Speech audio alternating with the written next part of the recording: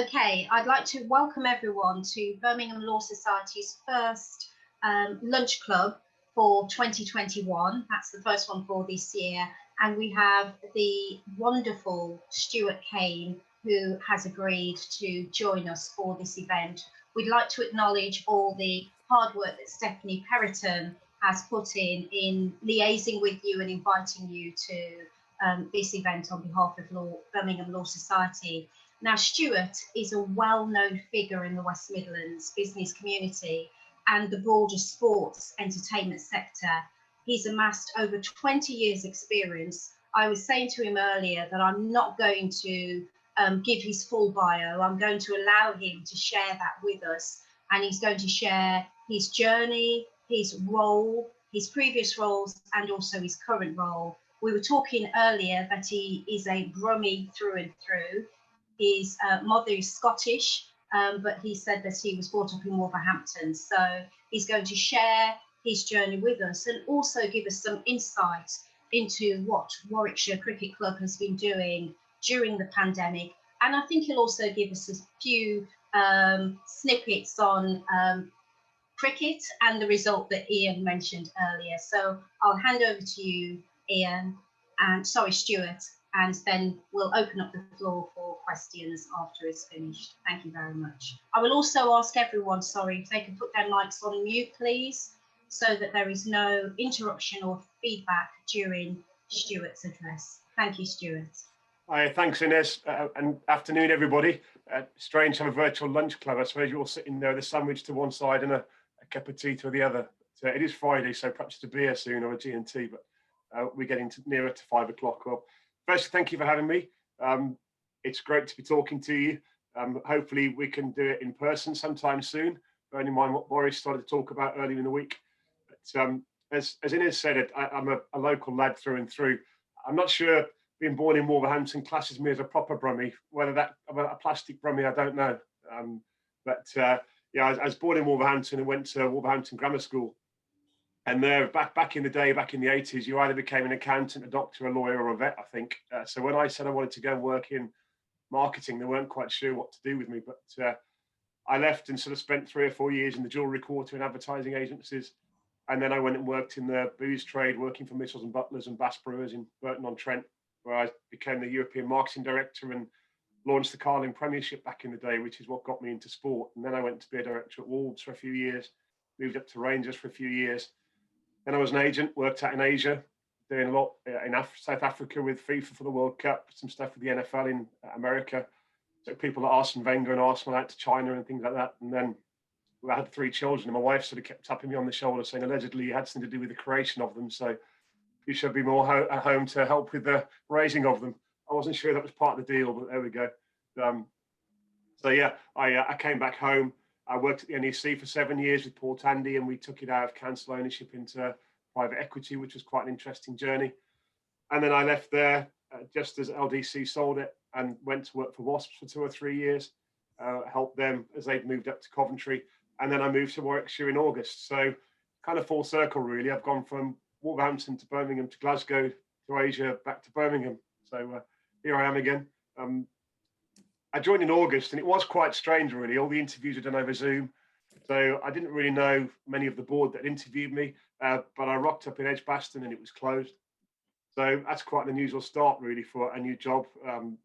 Normally, you know, it's like you walk around with a cup of coffee and you get a feel for, well, that doesn't feel right in that corner, or those guys are a little bit down. You couldn't do that, really, with an empty office. So it was a bit strange. And I couldn't actually get to see the product because the venue was empty. We hadn't got any meetings on. The banqueting side of the business had closed down. So it was quite strange. But I had got a to-do list of probably 4 key things. The first was to try and shore up the finances. We hadn't had any income coming in since March last year. So we had to make sure that we'd got cash in the bank because all of our revenue, as I say, had been closed down. We've got no funding apart from the ECB, who I have to say did a brilliant job last year, keeping international cricket afloat, which kept the Sky broadcast deal afloat, meant that each of the counties could get some revenue. And that really was a lifeline, as was the government support. I mean, you can argue the whys and wherefores of what Boris has done and how they've handled the pandemic, but I think furlough in particular was a godsend for us, as was the support of the City Council. So the leader, Ian Ward, helped us out tremendously in terms of support. And that's meant that we can keep cash in the bank and have kept the club afloat. The second task really was to get cricket on. And I'm not sure if any of you are cricket followers, but we did get a season away. We played county championship cricket. We played T20 cricket. I'm going to say we didn't play it particularly well. If any of you follow the Bears in Warwickshire, it wasn't our most successful of seasons. But we'll blame the fact there was no crowds and no atmosphere. But hopefully that will come back again this year. But it was a major achievement to get cricket on, and trying to play the game in a sort of COVID secure bubble was quite an experience as well, just in terms of the protocols that we had to go through. And the players, they were glad you could play cricket, but I'll be honest, they didn't really enjoy it. They did say that playing in empty grounds was horrible. It was really tough to get themselves going, and I imagine that's probably the same for footballers now. When you watch that and I watch the rugby, and you see that it must be very difficult for them to get themselves motivated. So we sorted out the finances, we got the cricket away. The third task really was to try and look after the staff. We're an operations business, so we're sort of, many of the staff have got almost like theatrical blood running through their veins. They live for show nights and show days. So for them, the cricket games, the big events, they're show nights, show days. And without those, you suddenly realise how much you miss that adrenaline and that buzz. I'm sure you yourselves have got your own experiences like that in your own careers. So we did have to look after the staff. We've done weekly staff calls. So there's 100 odd people join calls like this every week, where we bring different speakers in, everything from mental resilience through to what's happening in the community, through to what's happening at the club. We have cricketers that have been out. Danny Briggs, who played in Australia over the winter, came and did a chat about his experiences out there. But we've tried to communicate weekly digitally. But then on the flip of that, we've had a number of physical challenges as well. I don't know what you are like, but I literally can get up in the morning, have a shower, go into the kitchen, make a cup of coffee, walk 40 steps to an office, stay there for 8 hours, then that's it. And you sit and look at your pedometer on your phone and go, bloody hell, I've only done 40 steps today. So we launched a challenge where we've got a relationship with Rajasthan Royals and IPL team. So we did a walking challenge, how many miles to get from Edgbaston to Nagpur, which is where their training centre is. It's over 3,000 miles. So we set ourselves a challenge where everyone could walk, run, or cycle. And then each day they had to post how many kilometres they'd done. And that got us to Rajasthan. So we're doing things like that and having leaderboards to try and drive the physical side of things as well. And then we trained about 12 mental health first aiders as well, and made sure that everybody knew who the first aiders were. And we could then make sure that them, alongside things like buddy calls and other things that we put in place, people could talk to them and make sure that they were in good shape. And then the fourth thing and final thing, I guess, on the to-do list when I joined was develop our digital business. Without any live cricket and without fans being able to come in, we had to build a streaming product very, very quickly. So going online, being able to broadcast the Bears games and the county championship games was a real learning curve for us. Building up our social media skills was the same. But by the end of the Bears games, the T20 games, we've got about 250,000 people watching each game live, which from a standing start over 8 games was quite an achievement. And what was interesting was about 80% of those watching them were coming from South Asia, primarily India and Pakistan. So it has opened our eyes a little bit about the opportunities that we've got, not just in Birmingham and Warwickshire, but also further afield. So we are working with people like the West Midlands Combined Authorities India project now to think about how can we help them in terms of inward investment, but also how can they help us in terms of outward promotion of the Bears. And obviously cricket's such a big game in India anyway, that it's a good platform for that initiative. So those really were the things that were on my to-do list when I joined. At the end of the financial year, which was October, we dropped about £9 million worth of revenue and about £1 million worth of profit. We did make an EBITDA of about 800,000, but as I say, at the start of my sort of time at Warwickshire was about shoring up the finances and making sure that we had cash in bank. And we've got enough cash in bank to keep us going for the rest of this season, which is good news, bearing in mind what's happened over the last week or so with announcements to open back up. So that was me sort of joining the business. In terms of how we try and move the business forward, I'm going to try and put on the screen a slide. No, can't get on, I don't think. No. I've just allowed you to share. Oh, brilliant. Thank you. Thanks.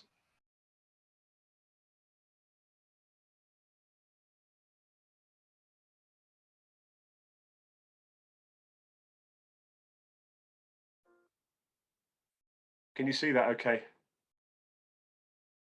Thought I'd just share this because it sort of tries to say in one slide really what we are as a club and where we're going over the next 4 years. So our strategic cycle is 2020 to 2024, and you'll see really our vision is relatively simple: with the best cricket business in the world. Um, how do we define that? We define it by how well do we do on the pitch, but equally how well do we do in helping our community. So there's three strands to our strategy there, and the first one is cricket. Obviously, we are a cricket club first and foremost. Um, and winning is everything, but winning the right way is even more important. And that's something that we're working on quite heavily at the moment. I think there's a big push in professional sport generally around ethics and welfare, player welfare. I've come from WASPs. You look now about concussion and protocols around looking after players who get head injuries. I'm a non-executive director of the Rugby League World Cup later this year. There's equality now in pay between the men's winners and the ladies winners. So equality in sport, looking player welfare, ethics, etc., is very important. If you think I've got a friend who used to be a Scottish international at rugby union, he's in his early 40s, and next to his double bed, he's got a single bed mattress on the floor, and he rolls out of the bed onto the single bed, onto the floor, then puts himself on all fours and stands up. That's his ritual to get up in the morning. That's because he says when he was playing the game, then really it was pretty standard to fill yourself with cortisone, wrap yourself in bandages, and get yourself on the pitch. Winning was everything. I'm glad to say that seems to be moving out of sport now, and it's winning the right way as much as winning. So that's something that we follow as one of our values and ethos pieces at Edgbaston quite religiously. To help us win this season, we have invested quite heavily in coaches. We've welcomed a guy called Mark Robinson to the club as head coach. He took the England ladies to the World Cup and got them to win that a couple of years ago. He was also a successful coach in county cricket. So we think we've got one of the best coaches in the game now. And we've invested heavily in our squad. Anyone that follows Warwickshire, we've announced 2 new overseas players this week. West Indian captain Carlos Braithwaite and Peter Milan, a South African batsman. So we've invested heavily in the squad. And we've also invested heavily in the academy, which is quite important for us.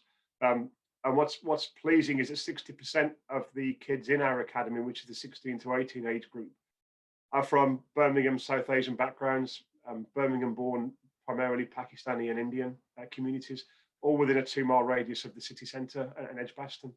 We're really pleased about that because a piece I'll come on to when I talk about community is about how important making Edgbaston representative of the communities that we serve is. And that starts on the playing pitch. So making sure that we have representation from all the communities.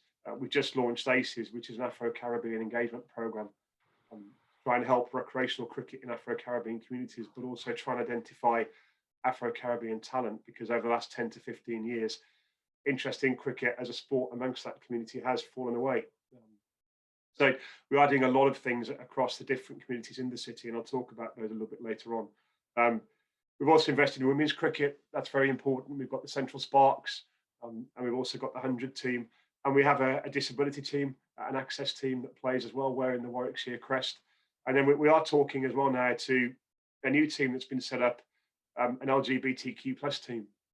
So I'd love to get to the point over the next 12 to 24 months where bare and ragged staff isn't just worn by a professional men's team, it's worn by a professional women's team, it's worn by a disabled team, it's worn by an LGBTQ team, because I think professional sport has to be representative of all elements of society. So when you say inspire through winning teams, it's about winning, but winning the right way, and making sure that you have as much representation as possible, using professional sport as the platform to promote more equality across the community. The second pillar is about Edgbaston. Says there, make it a leading multi-use venue within cricket. When I first joined, someone described Edgbaston as a spaceship that was dropped on the city and comes to life for 6 or 7 days a year when England come to town and all the lights go off again in sort of Space Oddity fashion. That's not quite fair, but it has got an excellent reputation for those big international days. I mean, anyone that's been there and seen what happens in the Hollies stand on an England game will know that there's as much fun going on in the stand as there is on the pitch. So when you've got Donald Trump chasing Kim Jong-un around the Hollies stand and 150 people dressed up as bananas shouting for their beach ball back when it goes onto the pitch, then it's quite a unique atmosphere in world cricket, and we've got to build on that and grow it. To do that, we need to keep reinvesting in the infrastructure of the stadium. And we've just launched a new phase of our master plan, which I'll talk about slightly later on. But we also need to develop our non-cricket side of the business, so our conference and events. In terms of how important that is to us, we lost about £1 million between September and December last year due to the lockdown, just from conferences, Christmas parties, firework display that we have for about 10,000 people. That £1 million is what normally keeps us going from January, February, March until cricket revenues start to kick in. So without that money, that means that you're automatically on the back foot as you go into the calendar year. So growing that 365-day a year facility is really important to us. The master plan, I'll show you a video in a minute of what we're doing there. Touch wood, it'll play. But we've just started redeveloping. I don't know if people know Edgbaston, but the piece that sort of is adjacent to the Pershore Road, we've just started to develop that. So we're building 375 flats, 14 retail units, and a totally new mall and piazza outside the Edgbaston entrance. That'll all be ready in time for the Commonwealth Games. But it'll also allow us to put things like street food markets, ice rinks up, etc., outside of the cricket season, as well as improve the experience of people coming to the cricket. That's started now. They're sort of on site clearing all the sort of rubble and knocking things down and getting that ready. Once that's complete in 2023, after the Ashes, we'll then start to redevelop the stadium, and we'll be building a new integrated hotel and stand to the left of the main stand, and then we'll finish that off in about 2025 with the sort of redevelopment from there through to the Hollies. So building that multi-use venue, hotel, conference centre, retail, residential, as well as a 25,000 capacity cricket stadium with the latest digital facilities is key to us. And that will be done over the next sort of 4, 5, 6 years. Linked to that is growing the fan base. That's crucial to us. We've got to get more people coming in to watch the Bears. We have an average crowd of sort of 10 to 12,000, 15 to 16,000 for the local derby against Worcester. We've got a 25,000 capacity stadium.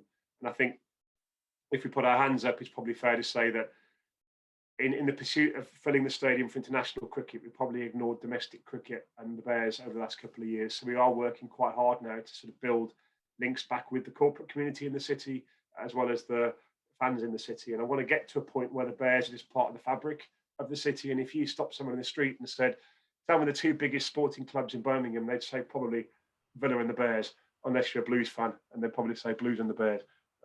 But trying to get ourselves back on that sort of pedestal alongside the football is quite important to us.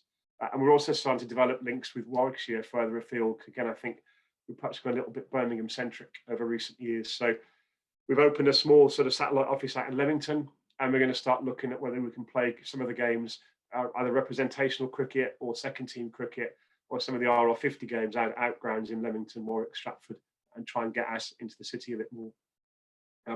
I probably won't show the video actually because I'm conscious of time, but the third strand is about the community, and he has mentioned that when we started chatting. This is really important to us, and it's, as she said, it's been a bit of an eye-opener, if I'm honest, over COVID. We thought we were doing stuff in the community, but if I'm honest, what we probably were doing pre-COVID was what people would expect: cricket schools to try and get people to play cricket, going out to recreational clubs like Noel and Dorwich or Solihull or Handsworth Cricket Club and trying to help them develop their facilities. But it opened our eyes, as I say, the potential of what we could do just by having Edgbaston Stadium.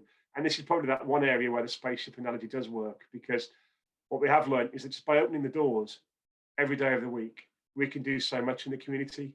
Over the summer, we collected over 50 tons of food in a food bank, which was then distributed through the players, knocking on people's doors. Over Christmas, in the run-up over 2 weeks, we collected 16,000 toys at Edgbaston.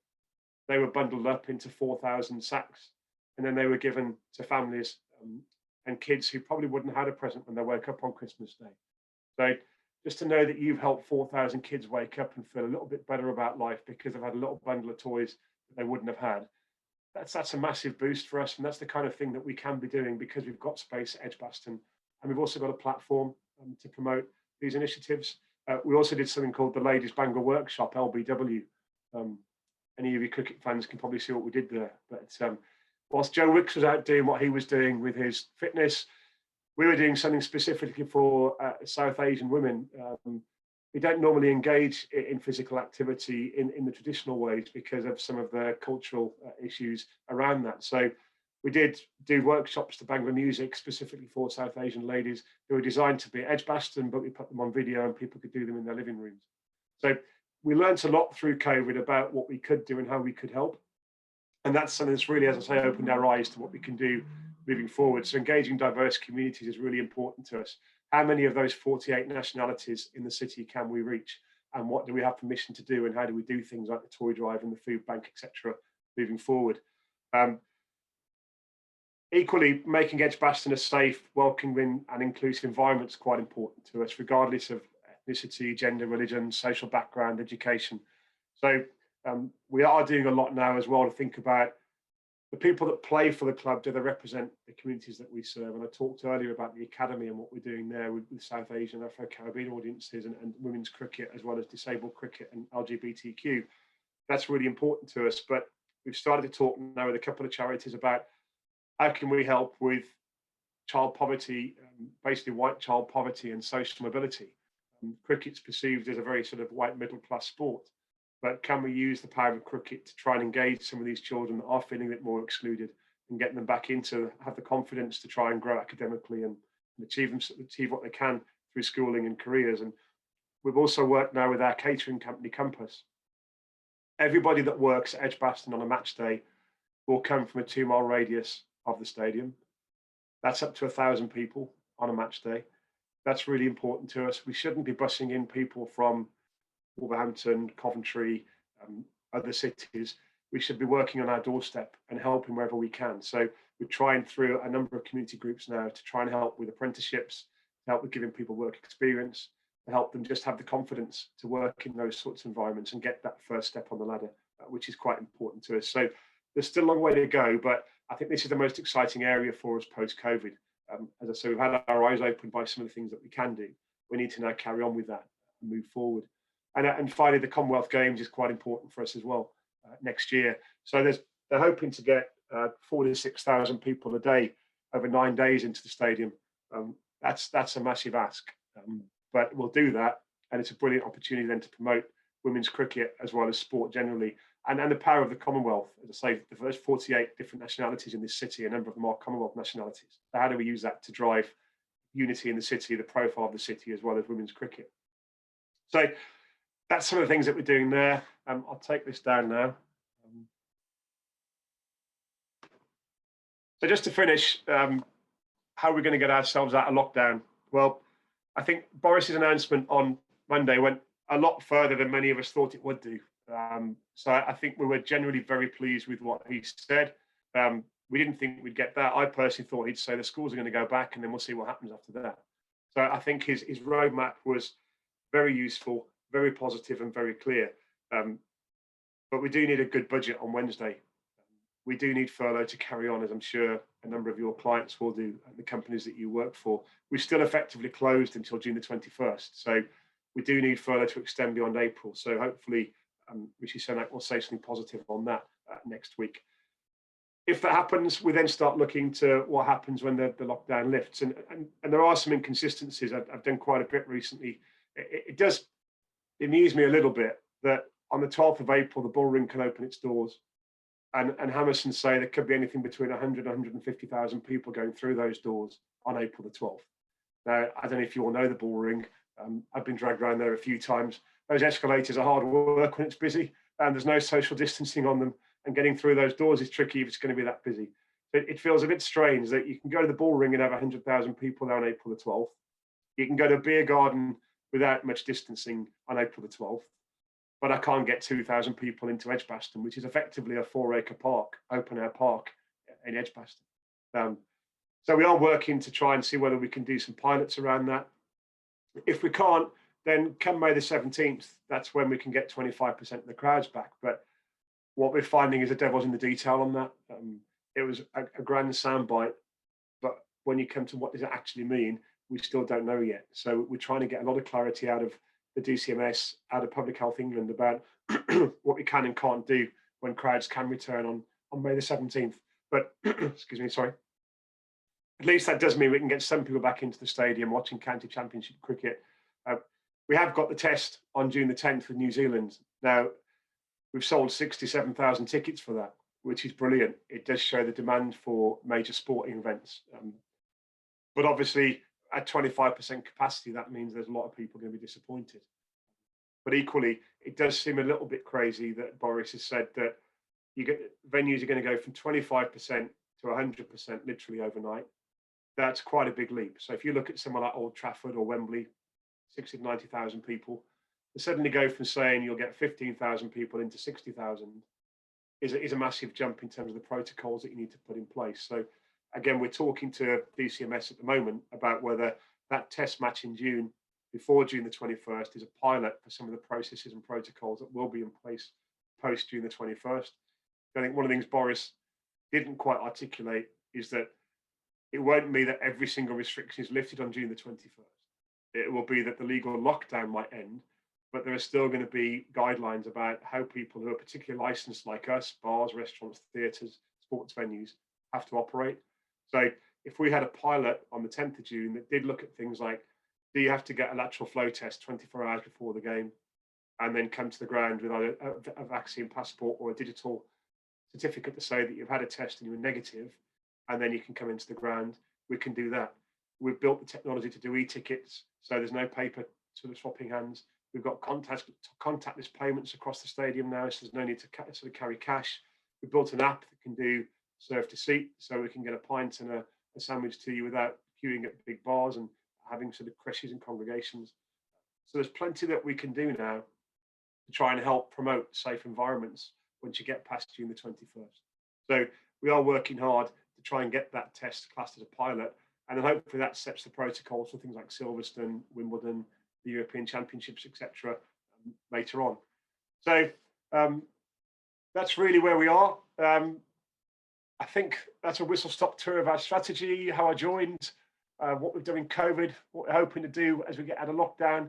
A bit of a whistle-stop tour. Hopefully that answers the questions that sort of you wanted me to answer, and I'm happy to take any questions. Stuart, thank you very, very much for that whistle-stop tour. You've given us so much information to think about, and I'm sure that people have their own questions.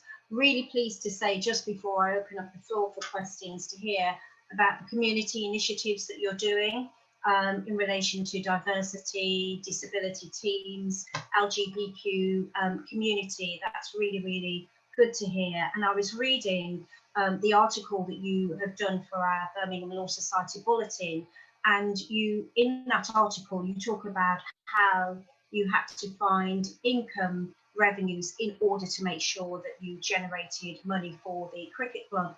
One of the initiatives was to partner with Deliveroo, and you talked about the England Autumn Nation Club's fixture and how you had all of these food packages delivered to homes. Can you just tell us how that worked, and was it welcomed, and is it something that you'll continue? Yeah, I mean, I mentioned the food bank earlier. I mean, that was brilliant, and we'd love to do it again this year and keep it going. The same with the toy drive, because I think we've proved that we can make a material difference there. Deliveroo was quite interesting. I didn't realise this, but if you order Deliveroo or Uber Eats, a lot of the food that's cooked, it will come in a Five Guys box, but it's not actually made at Five Guys. So I didn't realise this. My three daughters did. Are all sort of late teens. They're a lot more savvy about this sort of stuff than I am. But so we did approach Deliveroo and say, if we created two brands, could we go onto the Deliveroo platform?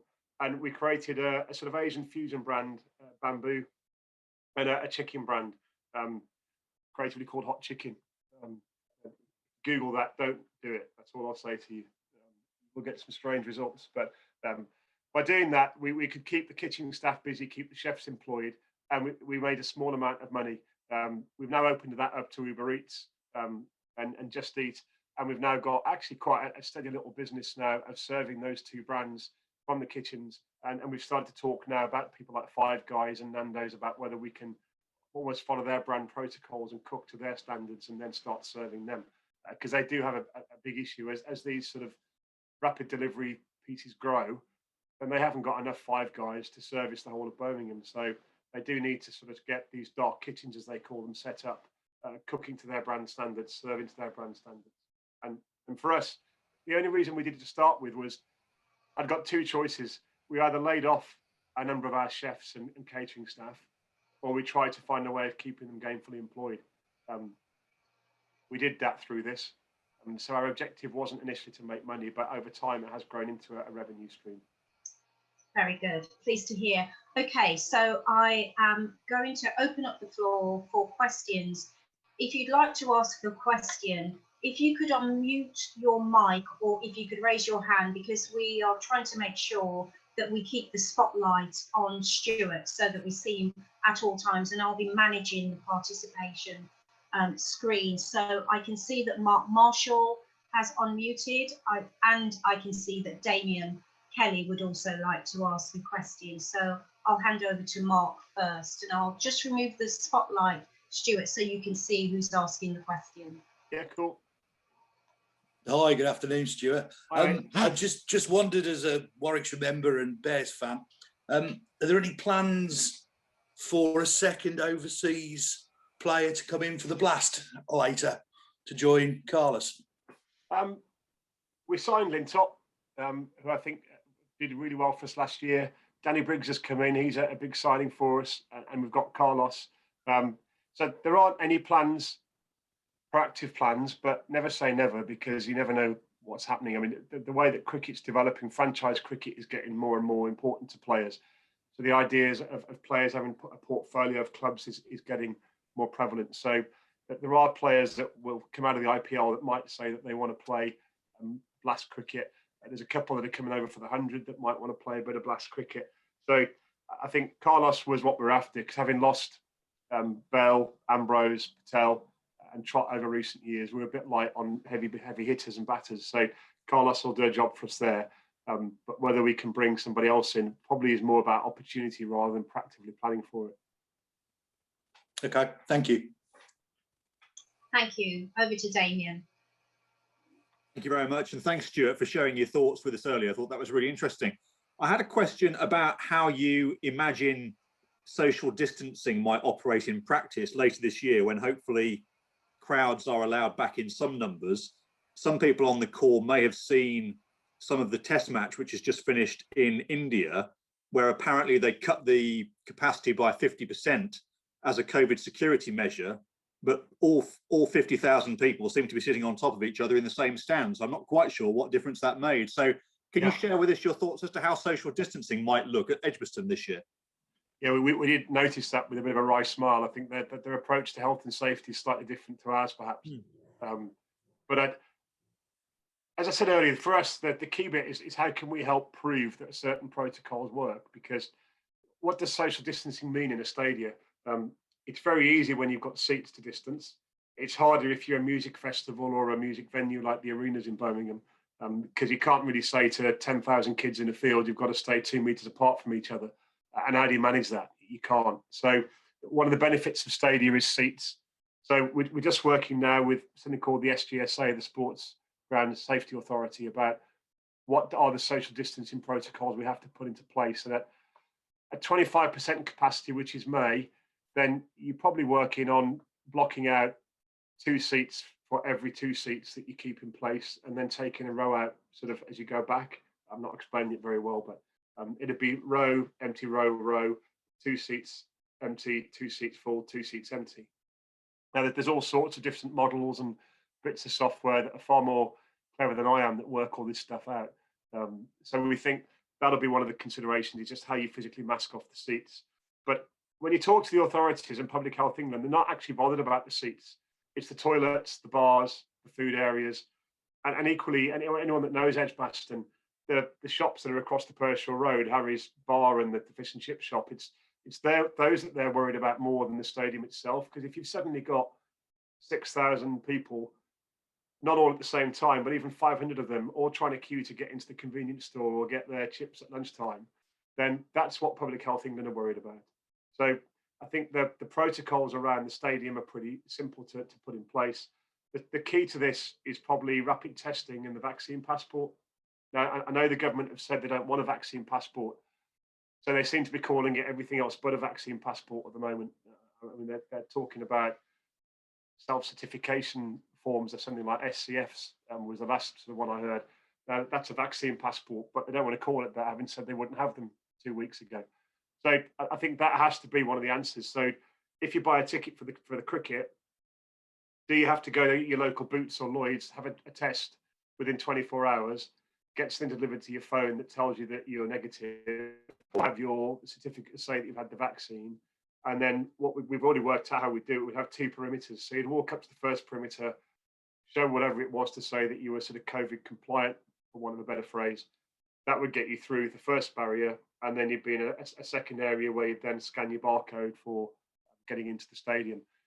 That way, then we know that everybody coming in is either negative or has had the vaccine. So you're restricting it, and then you could do all the other things I've talked about around seating, serving food and drink to people, segmenting the stadium. We've worked out a way of breaking it up. So at 12,000 people for the test, effectively, if you know Edgbaston, you can walk all the way around it. So there's no way of splitting up those 12,000 people. But what we would do is break it into 3 segments with various fences between those segments. So effectively, you'd have 4,000 areas. So one person in that 4,000 block couldn't mix with somebody else in the other 4,000 block. So what you're actually doing is saying the maximum exposure you've got is to 4,000 people, not to 12. So the chance of getting the super spreader events like you had at Cheltenham is diminished. So we've done it. I mean, one of the beauties of being locked down is we've had time. So we've kind of sat there for 12 months looking for things to do. And this has occupied our mind for a long time. And as I say, it's helped us build our digital business up. So building the app has kept the marketing guys busy, and they've built that functionality now to get people be able to order 3 pints of Guinness and a pie, and then 10 minutes later, it suddenly gets delivered to your seat. Initially, that started as a great customer service piece. Now it's become an essential part of our COVID strategy. So, sorry, a long answer to your question, but hopefully it demonstrates that a lot of thought has gone into this. And if government allows us, particularly for the test, getting that 12,000 people and improving that it's safe to come to large-scale events will be useful, not just for us, but for sport and entertainment in general. Thank you. We have a question from Nicholas Smith, and that will be followed up with a question from Michelle Adams. And if you have any questions that you want to ask, you can message me in the chat or put your hand up, please. Thank you. Thanks, Inez. Thanks, Stuart. Really interesting to hear that. I wondered if we go forward a year until 2022, we've obviously got the Commonwealth Games due to come to Birmingham. Could you share with us your thoughts on opportunities for the club and for the region from the Commonwealth Games, and how you think COVID and potentially still continuing social distancing measures might affect that? I mean, well, first, it's a massive opportunity for the region.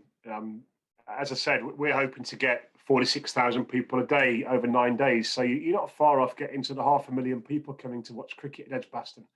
So just as an opportunity for us as a venue, that's brilliant. That's probably as well, 60-70% of those are people that would not normally come and watch cricket or normally come to Edgbaston. So it's a great way for us to try and reach new audiences.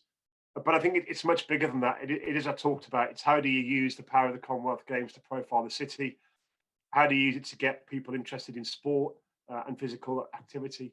So we are now working with both the ECB and the Commonwealth Games about what our sort of footprint looks like for the Commonwealth Games, because what the ECB want to do is use it as a platform for how they rethink community and urban engagement for cricket. So there's been a number of initiatives in cricket over recent years, things like Chance to Shine. It's a chance, I think, for the Commonwealth Games to go, right, let's think again about how we try and present the sport in major cities and to major urban communities, because it does need some help, because cricket isn't getting the numbers of people playing it that it should do, and it isn't getting the number of people talking about it and watching it. So I think it's the Commonwealth Games is a massive platform for that as well. So I just think it's great news for the city and the region, isn't it? Just the eyes of the world will be on us, not just during the games, but in the months running up to it. So it's a platform we wouldn't have that I can use to try and promote physical activity in cricket. It's a platform for the city that we wouldn't have economically and socially. So it's a great opportunity. We just got to grab it with both hands and try and make the most out of it now. And I think in terms of COVID, physically staging the Commonwealth Games, I think it's more about, will people be allowed to travel, and more importantly, will athletes be willing to travel? So you've seen recently where some of the test matches have been cancelled because players wouldn't travel. And I mentioned I'm a director of Rugby League World Cup, which is due to take place in September. The biggest issue we've got at the moment now is whether athletes will actually travel to it, and whether federations have got the funds to let athletes travel. Because a lot of them are saying, well, if we have to quarantine for 14 days, we're just not going to come. Because why would you quarantine for 14 days in England to play a 14-day tournament, then have to fly back to somewhere like Australia or Fiji or New Zealand, which a lot of those nations are from, to have to quarantine again for 14 days. So, and also for the Olympics, I was talking to some people at UK Athletics.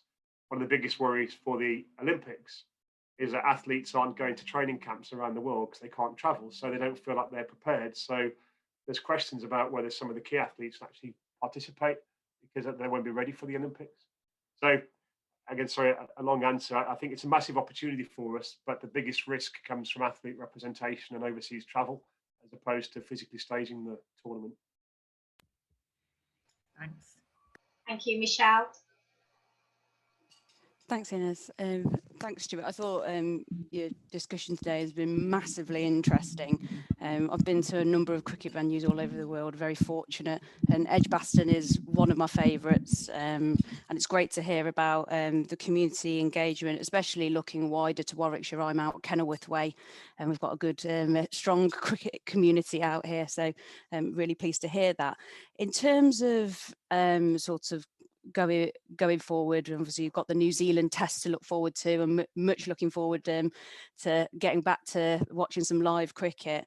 One of the things with Edgbaston, which I'm sure you've heard this criticism on a number of occasions, for me is obviously getting to Edgbaston from the city centre, and sort of how that's going to work around, especially with COVID, people travelling in and then actually physically getting from that step of usually New Street Station. A number of times I usually walk over because I'm, fairly young still, so I can trot over quite easily. But I was wondering whether you could sort of maybe give a bit of clarification on what plans you might have for transport and infrastructure into Edgbaston. Yeah, but I mentioned earlier, for Public Health England, that was one of the biggest issues. It wasn't necessarily Edgbaston, that big spaceship. You can manage that. It's getting to it and what the impact on the local community. So we are doing a lot of work on that. And I was actually talking to Andy Street, saying how great it would be to have a tram stop there. He said, you'll have one. I said, when? He said, 2042. So it might not help in the sort of time I'm at Edgbaston. But that would be the long-term ambition, is to have a tram extension that came past Edgbaston, because I think that would help in terms of traffic congestion. Things like shuttle buses from New Street, we'll look at things like enhanced parking facilities, because we do need to, I think, try and keep people off public transport if we can in the short term. So we are talking to a software provider that's a bit like Airbnb, where people can buddy up and fill cars. So if there are 4 people coming from Kenilworth, you could put a note on this site and they could get the 4 of you in the car. What the government have said is they won't do testing at venues or facilities. So you would know if you were getting in that car that you'd had your test or your vaccine beforehand. So the risk of transmission is less. So things like sort of car share and buddy schemes we're looking at. We have talked to the city as well about, they've built a cycle route now from the city centre through to Edgbaston.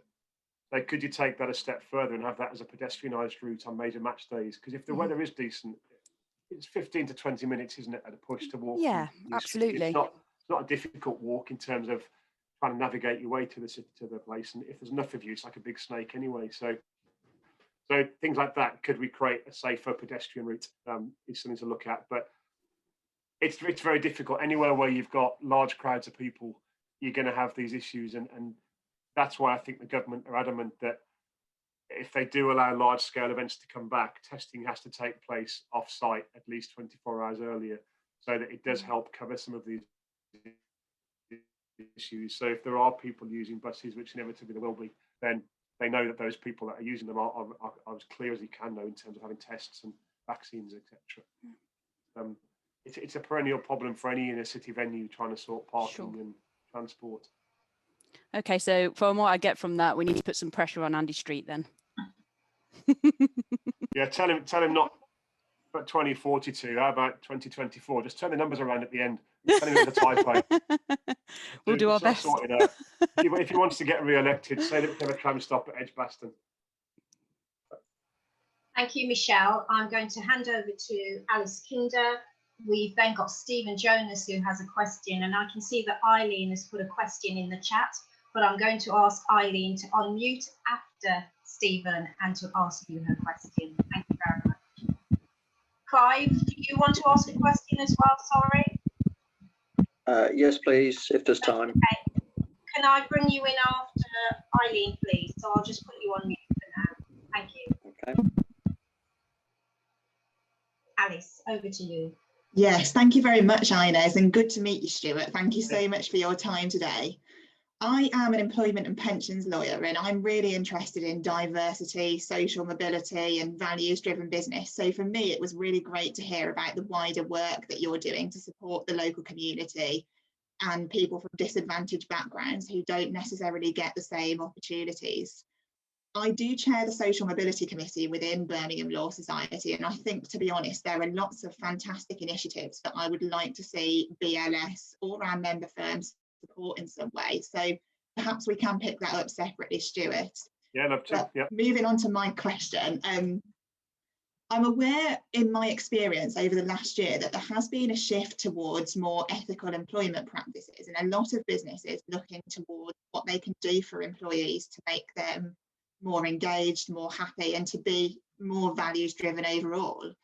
And obviously we've had the Uber case over the last couple of weeks around the gig economy, and which has been a big change really in terms of how we treat casual workers.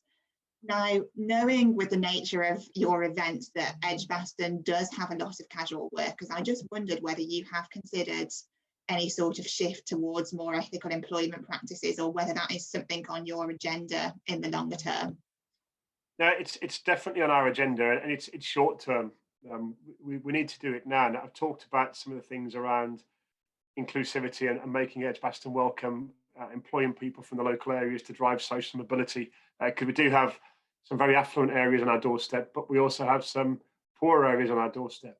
So trying to help with employment opportunities and mobility there is important.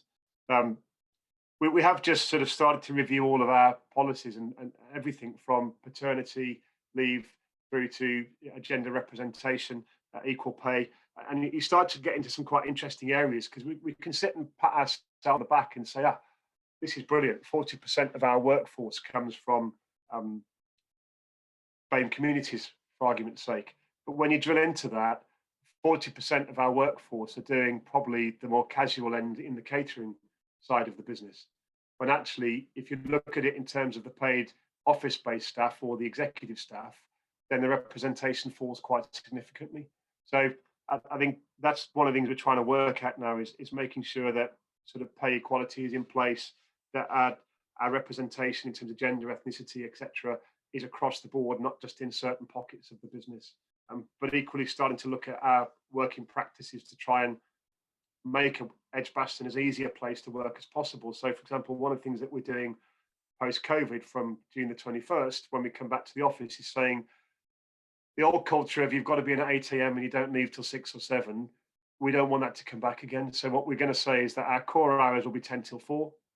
Now, if you want to work 8 till 4 because you want to get home a little bit earlier because you want to see the children, or you've got an after work activity that you want to do, or you're just an early riser, do that. If you want to do 4 till 6, then do that. If you want to do 9 till 5, do that. But trying to let some of the flexibility stay in the system that I think we've all adopted since we've gone into COVID is important. And more of a hybrid style to working. If you do have a day where you just feel a little bit off, then there's nothing wrong in working from home. And I think we proved that we can do it. But on the flip, a lot of our people now are saying they're desperate to get back into the office, that they can't do this any longer. And I do know what it's like to spend staring at a screen for 8 hours. It's driving me around the bend. So I think it's a balance, isn't it? But I think there's lots of things that you can do, but we're just at the start of a journey. One of the bits that we found hardest is getting the right legal advice to help us on that journey. For example, we appointed a first team coach and we tried to invoke the Rooney Rule, which came out of the NFL, where anyone that had got suitable experience from a BAME background would get a first interview. They weren't guaranteed the job, but they would get themselves an interview. So we said, right, we've got to appoint the first team coach. Okay, how do you apply the Rooney Rule? Do you have to have a box on a form that says I'm applying under the Rooney Rule? You can't use the equal opportunities form because that's meant to be confidential and unidentifiable. So you suddenly get yourself in a position going, we're going to invoke this thing called the Rooney Rule, but I got no idea how to do it. And I won't name them. Our lawyers weren't sure either. The ECB weren't sure. In the end, I spoke to someone at the FA who helped us out. So I think a plea from me as a practitioner or operator trying to implement some of this stuff is help us out with how to do it. And I think it's such a minefield. I got quite rightly pulled up the other week. I referenced ladies cricket, and then I had a very irate phone call with someone who said it should be women's cricket because you'd never call it gentlemen's cricket, you'd call it men's cricket. And they were absolutely right in pulling me up. But you do suddenly realise when you try to move into this space that you're moving into quite difficult territories, and you've probably seen the stuff about Mr. Potato Head over the last 24 hours. If you're not careful, you can get yourself into quite difficult waters with this stuff, even though your intentions are 100% honest and authentic. So as a sort of Zoom screen full of lawyers, I'd plead with you, please help us out when it comes to operationalising some of this stuff, because that's where we've found it a bit tricky. And like the Afro-Caribbean scheme that we've launched, we've had some criticism for that. Shouldn't it be a scheme for everybody? And you go, well, actually, in an ideal world, it would, yes. But the way that funding works and the way that priorities and focuses work, we've got some brilliant schemes for women's cricket. We've got some brilliant schemes for South Asian engagement. We've now got a brilliant scheme for the Afro-Caribbean community. When you add all those together, you've got a patchwork quilt that covers everybody. So why am I spending my energy and time defending what we've done when actually what we should be doing is devoting our energy and time to how we make all of these programs bigger, better, more inclusive, better funded, and more impactful. So sorry, I've strayed a bit there, Alice. Apologies, but hopefully that answers your question. No, that was really interesting. Thanks very much. And as I say, more than happy to have a conversation about that and about your community initiatives at another time, if that would be helpful. Stephanie knows I've got my details, so please drop me an email and we can have a chat. We might even have a cup of coffee soon. You never know. Never know. No, definitely. Great. Thank you very much. Thank you, Alice. I'll now hand over to Stephen. We have Eileen, and then we'll finish with Clive. Stuart, thanks very much for such an interesting talk. Really, really good. My first recollection of going to Edgbaston to watch a cricket match was the 1963 West Indies Test, and I've been coming to the ground and seeing it develop ever since then. And one of my great frustrations last year, and I fear this year as well, is that a very, very few number of us can't get in to watch county cricket, where you're really talking about a few dozen people in a stadium as massive as Edgbaston is, and it would be fantastic, and might even encourage a few more people along as well, if that were possible. I don't see how it is, but it would be great if it was. As I mentioned, we're trying. I mean, we're just looking at things like, can we open the skyline and call that outdoor hospitality from April the 12th? Again, our lawyers are checking out some of those things about whether we can and can't get away with that. But we could get a couple hundred members in then. And then from the 25th of May, we can get 25% in, hopefully. Now, being honest, the average crowd for a county championship game is 2,000 to 3,000 people. So at 25%, we can accommodate all the members that do want to come and watch county championship cricket from May. So you'd missed the first couple of games, but you'd still get a chunk of the county championship in. And then I'll say when we qualify for the second phase in sort of August, September, you can come and watch all of it then. So I think there's chances this year to watch live cricket, which I think is a major step forward from last year. Thank you. Good luck. Thank you. Thank you. Eileen. Hi, Stuart. I have been down to the cricket ground, and I must confess I was a guest. I have been a guest on a number of occasions, but I still don't understand the rules. So someday I might understand them. It's not my thing. My boys were rugby and football, but that's by the by. So just before I ask my question, a couple of things that you mentioned in response to Alice is in terms of getting people back into the workplace.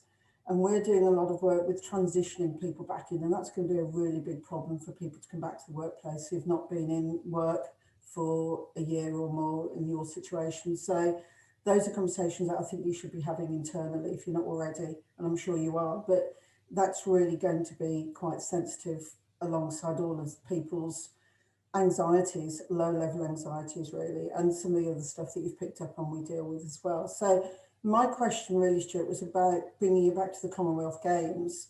And do you get a sense that, given that the Olympic Games have been postponed for a year, do you get a sense that we might have to have that decision or that conversation for Birmingham and the Commonwealth Games? And because the athletes, I work with the PFA and with various different sports organisations, so I know there's a reluctance for the athletes to come to the Commonwealth Games, having to subscribe to some of the restrictions that you've already mentioned, and to comply with those rather. So will they be postponed? Who'll make the decision? When will it be made? And are you party to that decision making? Well, I think the first piece is the chief executive of the Commonwealth Games and the chairman. I've spoken to both of them in recent weeks, and both of them are adamant they will take place on schedule, that it won't be postponed, because it raises a number of issues about when do you put them back into the calendar, because you've got things like the World Athletics Championships, as well as the Olympics, as well as the European Championships. There's a number of international athletic tournaments that make it difficult for you to move Commonwealth Games. So I think they will do everything humanly possible to keep them on schedule. And I think a lot depends on what happens over the next 2 to 6 months. I think if you start to get into late summer and you're still where we are today globally, not just domestically, then I think you will face more issues. But hopefully by the end of this year, there's a large proportion of the world that has been vaccinated and it's under control, and we're starting to live with it as an endemic rather than a pandemic in the way that we live with things like measles and other transmittable diseases. So I think as long as we can get on top of it in the summer and start to get world sport moving again, if the Olympics takes place and is proved to be successful, which will be okay, because I think the headaches it would cause by trying to move it far outweigh the benefits of trying to keep it where it is. So nobody's really talking about a deadline for making a decision about moving it, because everyone's just assuming that they will keep it as it is. Yeah, well, that's fantastic. Well, that's great news for Birmingham, isn't it? So we're all geared up for it. We're working around it. We're working towards it. And so I think we need to start planning as if it is going ahead, which of course the conversation's going on already, aren't they? So thank you, Stuart. Thank you. And Clive is the final question. Thanks, Ines. Stuart, thank you for an absolutely fascinating talk today and an insight into what is a great club. I think I can't top the early 60s as going to Edgbaston, but my first experience was watching Bob Willis bowl out the Aussies in 1981. So that was a pretty exciting introduction. My question really revolves around the sort of community engagement and apprentices. So I just wondered, with the quality of hospitality, universities and colleges and the general hospitality industry, I wondered who you were working with, and if there's any way in which we can help, then don't please hesitate to contact us. Yeah, it's a key point, and we're working with Birmingham City University at the moment, BCU, to try and help us with some of those schemes. Sandwell College as well, we've been talking to about setting up apprenticeships and helping us there.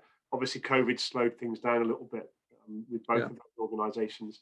And then Compass, our catering provider, they're looking to set up their national training academy at Edgbaston. So back of the Wyatt stand where we company called LNX used to be, they've moved out of those offices now, and they're empty. So Compass said, actually, you know what, bearing in mind what you're trying to do in terms of employment and inclusivity within the local community, then we might be able to get some funding. And they're looking about a £6 to £7 million investment in building their national training centre there. Now, Compass do the catering for Cheltenham, Wembley, Silverstone, half a dozen of the leading Premiership football clubs. They're one of the world's largest sporting and entertainment catering businesses. So if their national training academy was based at Edgbaston, that's a massive cue for the city, but also for the people that are living in the city that want to pursue careers in the hospitality trade.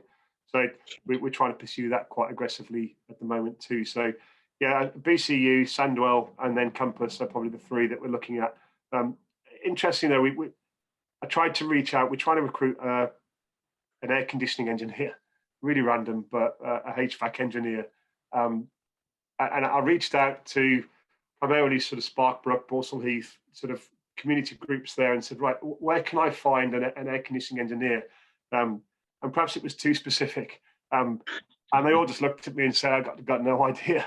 So I do think there's a way that we should try and think about how we create a network that goes into some of these specific communities with trained engineering opportunities, apprentice opportunities, and try to help in terms of both establishing a career, but also career mobility once you've got a career.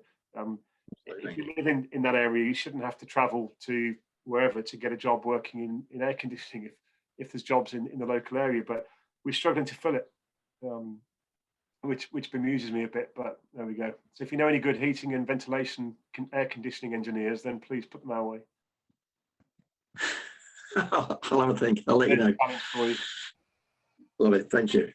Thank you very much, Clive. I might get in touch with you because I think I have one that I could recommend to you. But I'd like to thank you so much for joining us for today's Lunch Club. I'm just going to ask one final question. It's a bit of a tongue-in-cheek question, and you can answer it if you want to. But you clearly love sports. You've been involved with rugby, football, and cricket. So what's your favourite sport? Football and rugby. I mean, you can't see from a screen, but I'm a big ugly bugger. So I played rugby at school. So I started playing rugby when I was 5 at Wolverhampton Rugby Club, and then carried that on. And then football as a Wolves fan, if you call that football. I'm sure there's a few that would argue with that.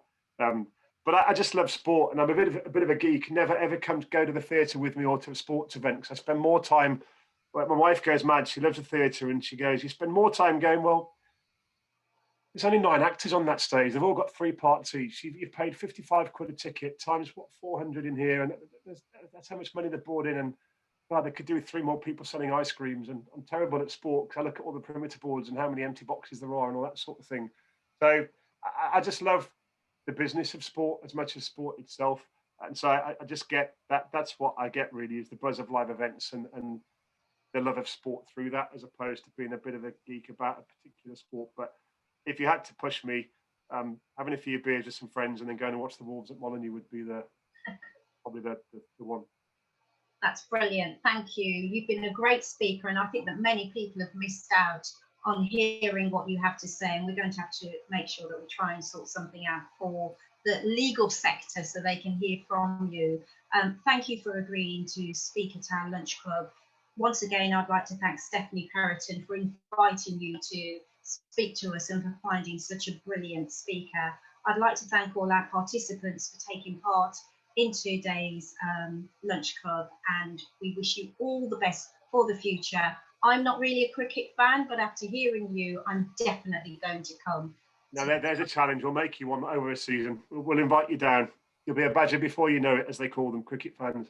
So thank you all for your time anyway, and for the opportunity. And anyone that does want to reach out or come down to Edgbaston or has got any ideas or thoughts about what we can do, then please just get in touch. Happy to talk to any of you. Thank you. Thanks very much, Stuart. Thank you. Bye. Thank you.